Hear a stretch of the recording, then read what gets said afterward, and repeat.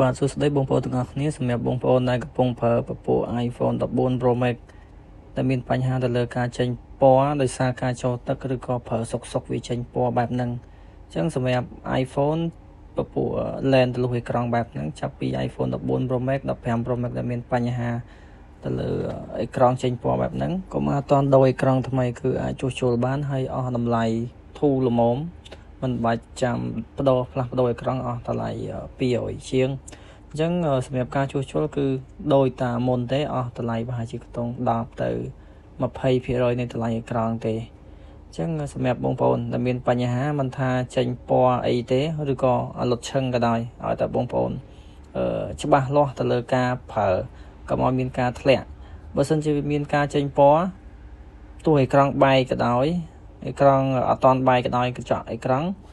បើសិនជាប្រើសុកវាចេញពណ៌បែបហ្នឹងអាហ្នឹងគឺយើងអាចជួសជុលមានភាគរយ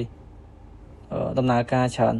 តែបើសិនជាចេញពណ៌ដោយសារការធ្លាក់អាហ្នឹងគឺភាគរយតិចអញ្ចឹងការចេញពណ៌គឺសង្កេតមើលចំណុចទាំងអស់ហ្នឹងការប្រើសុកវាចេញពណ៌ឬក៏យើងប្រើទៅជ្រាបទឹកវាចេញពណ៌អញ្ចឹងសម្រាប់អេក្រង់ដែលខ្ញុំកំពុងធ្វើមួយនេះគឺវាចេញពណ៌ដោយសារការជ្រាបទឹកអញ្ចឹងការជ្រាបទឹកហ្នឹងគឺបកឲ្យអេក្រង់ពពួក iPhone ហ្នឹងចេញពណ៌បែបហ្នឹងដែរ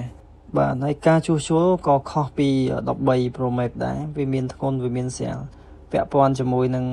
ពពួកអេក្រង់14 Pro Max ការជួសជុលគឺត្រូវការបក frame សម្រាប់ iPhone 13 Pro Max ដែលបងប្អូនដឹងហើយថាអាសាចេញពណ៌ជាងពពួក iPhone 14 Pro Max គឺមានជំងឺខ្លះគឺត្រូវបក frame ជំងឺខ្លះទៀតគឺអត់ត្រូវការបក frame ទេអញ្ចឹងអា frame ហ្នឹងគឺជាកលឹះកាប់ពីអេក្រង់ទៅតួកុំឲ្យអេក្រង់របស់បងប្អូនគឺល្បើកចេញពីគ្នាអញ្ចឹងការជួសជុលពពួក14ត្រូវតែដោះ frame ចេញទើបអាចឃើញកន្លែងជួសជុលបានអញ្ចឹងពាក់ព័ន្ធជាមួយនឹងការចេញពណ៌បែបហ្នឹងអញ្ចឹងដោយសារការចូលទឹកវាមានការស្នឹមការអីបើសិនជាបងប្អូនយកមកជួសជុលតាន់ពេលវេលាទឹកហ្នឹងវាអាចជ្រាបហើយវាកើតជាស្នឹមតិចល្មមសម្រាប់អាចជួសជុលសារថ្មីវិញបានតែបើសិនជាការចូលទឹកហ្នឹងទុកយូរទៅវាអាចបង្កឲ្យស្នឹមកាន់តែខ្លាំងពុកផុយកអេក្រង់អាហ្នឹងគឺអត់អាចជួសជុលបានទេអញ្ចឹងខ្ញុំបានជួសជុលរួចហើយកន្លែងដែលមានបញ្ហាអញ្ចឹងចាំការតេស្តមើលទាំងអស់គ្នាថាក្រោយពីការជួសជុលហើយតើអេក្រង់វាមានសភាពល្អ 100% មកវិញអត់ចឹងអាស្រ័យទៅលើបងប្អូនទេបើសិនជាការចូលទឹកគឺត្រូវយកមកឲ្យលឿនអាហ្នឹងទើបអាចបាន 100% បានតែបើសិនជាទុកយូរថ្ងៃអាចនឹង